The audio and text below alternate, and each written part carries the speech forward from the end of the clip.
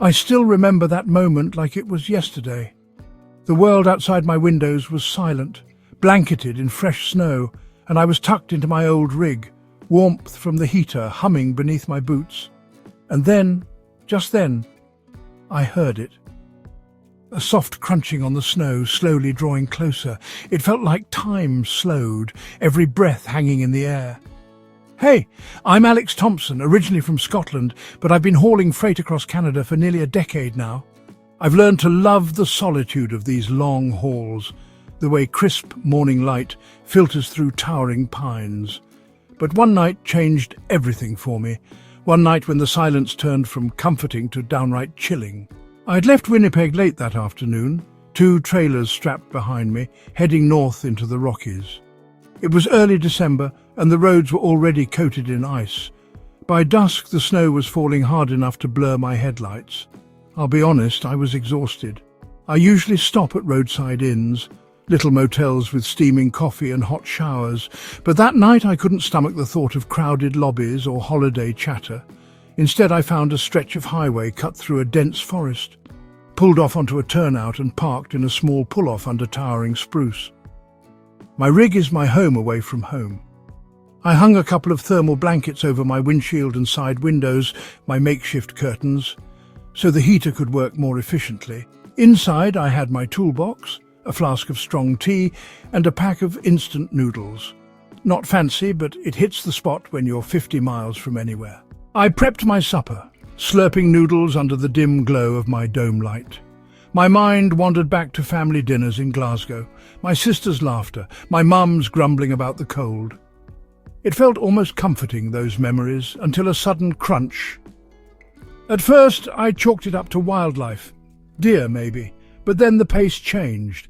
Careful, deliberate steps, swinging closer. My heart kicked into high gear. I froze, spoon halfway to my mouth. The heat from the heater seemed to fade. I held my breath and strained to hear. The steps paused right at my door. Silence. My pulse thundered in my ears. I dared to glance out my window, but the blankets blocked the view. Nothing moved. Minutes felt like hours. Then a soft click. The lock on my door rattled. Whoever or whatever it was testing the handle. I swallowed hard, locked both doors and sank down out of sight. The banging stopped as abruptly as it started. Outside, the night returned to its hush. Then, footsteps again, this time moving along the side of the rig. Fainter, drifting toward the back. The rational part of my mind argued, but by then I barely had a mind to argue with.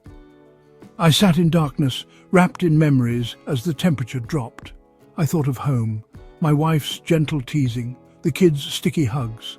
Regret welled inside me, regret for chasing paychecks thousands of miles from the people I love. Then I heard them, 2 more sets of steps, blending into the first. 3 voices speaking in low, unfamiliar tones, like wind rustling dead leaves. My nerves screamed to bolt, but I was pinned to my seat. After another long stretch of silence, they moved on. I didn't dare breathe until I saw daylight tinting the sky. I waited a good hour, then peered around the edge of that curtain. Nothing. The snow lay pristine, except for 3 pairs of footprints leading into the forest and none trailing back. My hands shook as I climbed into the driver's seat. The engine roared to life. I flipped on my headlights and spotted them, 3 figures standing at the edge of the clearing, pale, oddly still, like statues carved from frost. A child waved, an innocent gesture in the awful cold. Behind the boy stood a woman, her eyes hollow, her skin ashen, and beside her a man whose face looked wrong, as if buried in snow for decades. I slammed the rig into gear. The trailer fishtailed on black ice, but I pushed the pedal anyway. The rig lunged forward, and I left them in the swirl of my headlights. For years afterward, I replayed that scene. How their forms faded into the trees, how the forest seemed to watch me go. I've always believed in small moments, like the time I was stranded near a roadside cafe when my truck's alternator died. A local family invited me in, fixing my rig, offering homemade pie. I never got their names, but I still think of their kindness every time I pass that stretch of highway. Those little acts remind me why I keep going. That night in the snow, though, felt anything but kind. The rest of the day blurred. My rig skidded into a shallow ditch. I called dispatch. They rerouted a maintenance crew 5 clicks east. I bundled up, grabbed my toolkit, and trudged through knee-deep snow toward what looked like a workshop. And then I saw them again, the footprints. 3 sets, heading toward a battered old cabin. A broken-down porch. Curtains that fluttered without wind.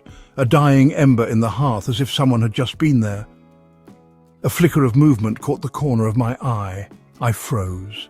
My radio crackled. "Alex? Where are you?" I whispered back, trying to mask the terror in my voice. Suddenly, a deep bark echoed from the woods, a dog growling low. I slipped behind a stack of wood, heart pounding. Then 3 shapes glided out of the darkness, tall, gaunt, unexpected. That's when I realized they weren't alive. My arm brushed against a lantern on the shelf. It tumbled to the floor, the flames snapping to life. Shadows leapt across the walls. I yanked a heavy bracket off the wall and, almost in slow motion, smashed the lantern, plunging everything back into darkness. I took off running, snow kicking up around me. The dogs barking chased me. The howling wind caught in my ears. 30 minutes later, I stumbled onto a narrow logging road. I flagged down a pickup and a family pulled over. Father, teenage son, daughter. Their warm coats and hot coffee felt like salvation. Over steaming mugs, I recounted what happened. The father's face went pale. "You saw them, didn't you?" he asked. "This is family's land. In 1915, a trio were ambushed by bandits. They died here. Folks say they watch for help but vanish before you reach them." I snapped a picture. Blurry, but you could see 3 shapes. The son and daughter shivered when they saw it. "You shouldn't be on these roads at night," the father said. "I guess sharing stories like this is my way of holding on to the small moments that matter. Acts of kindness, quiet reflections, regrets we can't rewrite. If this tale gave you chills or reminded you of someone you've lost, leave a comment. Share your story. And if you're new here, it'd mean the world if you'd subscribe. No algorithms, no fluff. Just real stories, told from the heart. Stay safe out there, and next time you hear a crunch in the snow, maybe reach for the light. Because sometimes people need it more than you know. Alex Thompson signing off.